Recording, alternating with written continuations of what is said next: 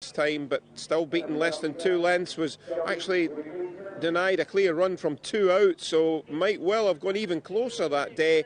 The hood might help as well, but a clear passage would also help. Number 6, One Clear Thunder. Number 7 is Nix for Billy Garrity and David and Mick Easterby. Finished 5th at Musselburgh. Did Nix when last seen out, but that was a couple of months ago. I don't know why they haven't run him since then, but his form so far is, you would need to have a little bit of a leap of faith to think that Nix was going to be another winner at this 2-day meeting for Mick and David Easterby from stall 10. After number 7 Nix, we can move to number 2 Wob Wob Wob. Hampered at the start and then was lit up at Chester last time before finishing in 5th place. Oisin McSweeney riding for Adrian Keithley. Has plenty of winning form though on turf. Last winning mark of 87 is £7 above what Wob Wob Wob races off today. And then finally, for the time being, number 11, Katie Scott trained number 11 Tarlac, the Ursa Major Racing colours, looking for their 100th success. They went to 99 here yesterday, and Tarlac has contributed to that tally by winning earlier on this season at Ripon in May. So a selection, indeed most of the runners in Division 2, Angus, of this sprint handicap over the Ayr Gold Cup distance and course, of course, of 6 furlongs. Indeed, Gordon, yeah. Not sure we'll see anything as impressive as Bin Harir in the other division, the 3 o'clock. It was really good, wasn't it? That Son of Dark Angel for William Haggis. So look at the betting then for Division 2. Wob Wob Wob to the 4 of the market. Yeah, 7-2. One Night Thunder 5-1. 5-1 Tagar. Arabian Cobra 13-2 along with Tarlac. Phoenix of Dreams is 9-1. 12's Lions House. Nix 12's 22-1 Stirrup Cup. One More Wave is 28-1. It's 33's Benito Cavallo. 7-2 though. Wob Wob Wob. Was quite surprised about the price of 8 Arabian Cobras put in the paper at 5-2, but an each way price at 13-2 at the moment, Martin. Yeah, I'm surprised. I'm not sure why there's a drift. He was 3-1 this morning when I last looked at it. I'm surprised. I think he's quite a progressive type. I know he's gone up quite a bit for his last 2 wins. He's only got up £2 for his latest win, but I didn't see any reason why he would drift certainly out to that big price. It seems bizarre. He's also a 3-year-old, quite progressive. Won at Thirsk, which we can have a look at, and he's won at Chester since. So he comes here in really good nick, and he's only won narrowly in both of these wins, hasn't he? But he looked beat here, and then he just kept finding. I mean, you can't question his attitude. He's just, even here, you know, he looks like he's going to win going away. He doesn't quite quicken as well as you think. That's him in the yellow cap. He just seems to just not plug on. He's just so tenacious and battles back so bravely. The blinkers were removed and replaced by visor, and he hasn't looked back since these have been put on him. Yeah. I just thought he was just so brave here, really battled back. He was headed on, certainly by the horse on the outside or the middle in the pink colours. The horse on the inside comes up to challenge him, and he just doesn't lay down, does he? He just battles back, and he did the same last time at Chester, and he's only gone up a few pounds for that, and he's a progressive 3-year-old.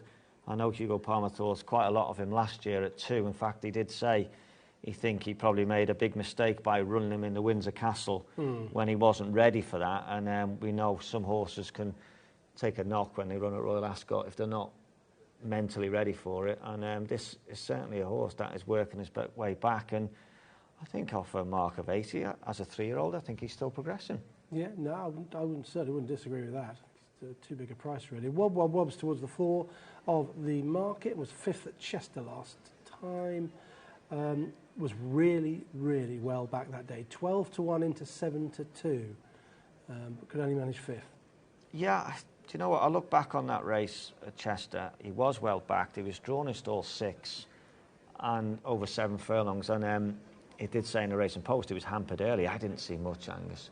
I didn't see it as a reason why he would run so badly. Well, more importantly, he ran too freely. That was the pertinent point, wasn't it? He was a bit too keen. I mean, I can see the drop back to 6 here will suit him. He's certainly got form in the book to go and win something like this. He hasn't won since Thirsk last May. That was on soft, off £7 higher. So he is really well in, and a further £3 being claimed offered by O'Sheehan as well.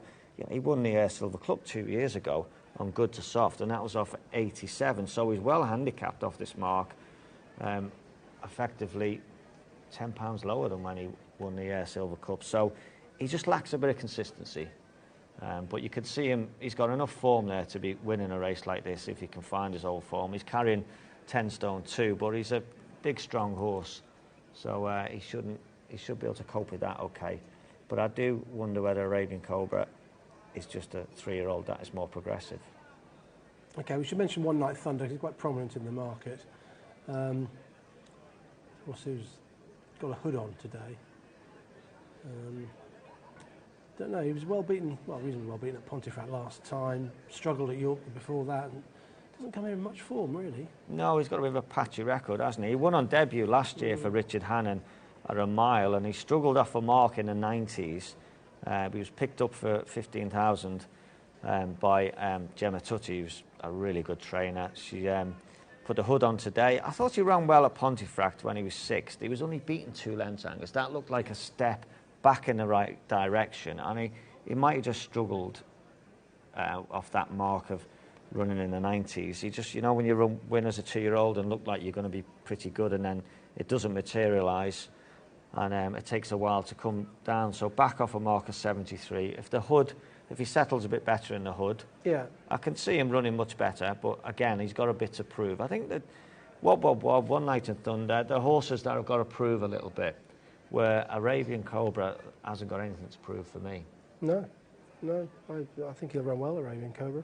Drawn just about in the middle in stall 5, Wob Wob Wob in stall 1. That might be a bit of a negative, the way things have been panning out. Seems to have been advantageous to be wider than that down the middle of the track or towards the stand side. Certainly, Bin Harir ended up coming stand side, and the 2 previous winners were the closest to the stand side as well. So. Yeah, it just looked a bit fresher, didn't it? The ground looked a bit fresher, middle to stand side, and I think every winner so far has come the widest, even when they've stayed on the far side, the winners have come wide, whether that's just because they've come from behind and quickening on the outside. Yeah. But the last race, certainly, well, I suppose Bin Harir would have won anywhere. Anywhere, really, yeah. I mean, the jockey threw away his whip, he was that confident of winning. Yeah. Impressive that, wasn't it, though? I'm not sure we'll see something as good as that in this Division 2, but you never know. That's Wob Wob Wob about to go around behind the stalls for this 6-furlong handicap, and as he does, we join Gordon again. Yeah, I love these sprints at Ayr, and there's no real effect in the draw. I mean, we always used to have the guessing game for the Ayr Gold Cup and Silver Cup and Bronze Cup when they were spread right across the track, and you would get clues in the sort of races leading up, and there would be one side then the other, and then it would all turn on its head. And I think during the summer, Graham Anderson and the team here, they try to be as fair as possible, and for all the straight courses, they have the stalls bang up the centre, and that tends to be where the racing line is, and that's the way we've seen it today, and that's the way that it panned out in our earlier race, the Division 1 of this handicap, and there's no reason to believe it won't be a similar outcome here. Right bang down the middle, riding to the draw. It's another good open sprint, isn't it? Punters love these. Find the winner and you're on a decent price sort of return. Wob Wob Wob comes here off the back of getting hampered and racing very lit up at Chester last time. Well treated. Oh, Sheen McSweeney still got that £3 allowance. A 6-time winner. Could it be 7 after today? Benita Cavallo, what a strike rate in the old weather. 6 wins from 8, all coming at Newcastle, but has never won in 22 goes on turf. If anyone can do it with a horse, Jim Goldie and Paul Mulrennan can. And the Arabian Cobra didn't go up much for winning at Chester last time, backing up the previous success at Thirsk on a hat-trick here, and one of 3 3-year-olds in the contest. It's got all the things you like to see in a sprint, and One Night Thunder, as can happen in these dashes, hampered and denied a clear run continually from the 2-pole last time at Pontefract. The hood goes on as Kaya Fraser bids to get even closer to that maiden century, riding for Gemma Tutty on a horse that's still a maiden on turf. Nix, we know, has winning form, but not this season. A second-placed effort's the best that Nix has mustered so far this season, and that came 2 runs back at Musselburgh when only pipped by a short head. And Tegar for Michael Dodds and Danny Tuddup's not out of this. Michael and the missus stayed up last night, big supporters of the meeting. They enjoy their trips to Scotland and they sort of make it into a little bit of a mini holiday. Tegar hasn't struck this season, but has gone close on a couple of occasions, notably last time at Doncaster. Almost set. I think there's a couple of boxes empty. Incidentally, going back to Tegar, he's a winner here at Ayr last summer off a mark of 62 over 5 furlongs. He's £6 higher here this afternoon. Lions House has moved into stall 3, so I think we're only a couple short as we go back up to Alan for Division 2 of the handicap sprint. Thanks, Gordon. One Night Thunder's moved in, waiting on Benito Cavallo for stall number 8 to complete the lineup.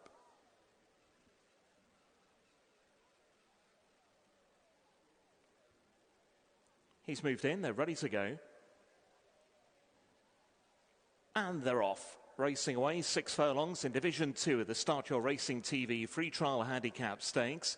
And breaking out well was Arabian Cobra in the orange cap. Also handy is One More Wave in the red and light green. They're then being tracked by Nix in the red and white colours, and the blue and white then is Phoenix of Dreams to complete the leading 4. Yellow and red for Stirrup Cup, and then came Tarlac in those yellow and pink silks. Red cap for the previous Silver Cup winner Wob Wob Wob, racing midfield and quite keen. So that one's outside is Tegar. More back towards the near side we see One Night Thunder in those beige and brown colours. Benito Cavallo is at the rear there with top weighted Lion's House. Up the home straight then through halfway. Arabian Cobra and One More Wave disputing. Travelling strongly still is Stirrup Cup. Over toward the far side is the filly Tegar with the noseband. Then Phoenix of Dreams, followed then by Nixon. Wob Wob Wob who's now ridden along for more. Lion's House is trying to make some progress towards the stand side. Lots of the chances ahead down towards the final furlong. Tegar just about getting the lead now from Arabian Cobra. Then Phoenix of Dreams. Wob Wob Wob is blasting home near side, and then came Stirrup Cup, but it's Tegar in front near to the line, and she will win. Tegar from Wob Wob Wob.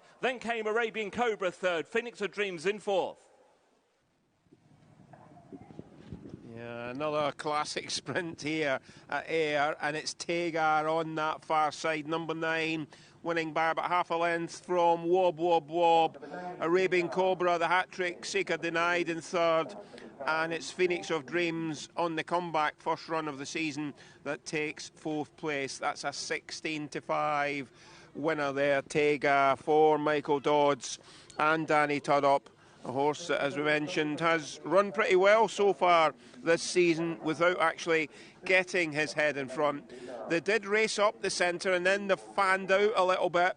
You can see out the back, just struggling home, is Benito in his first run for 471 days. The winner's in front on the far side, stretching her neck out, finishing strongly into second, Wob Wob Wob.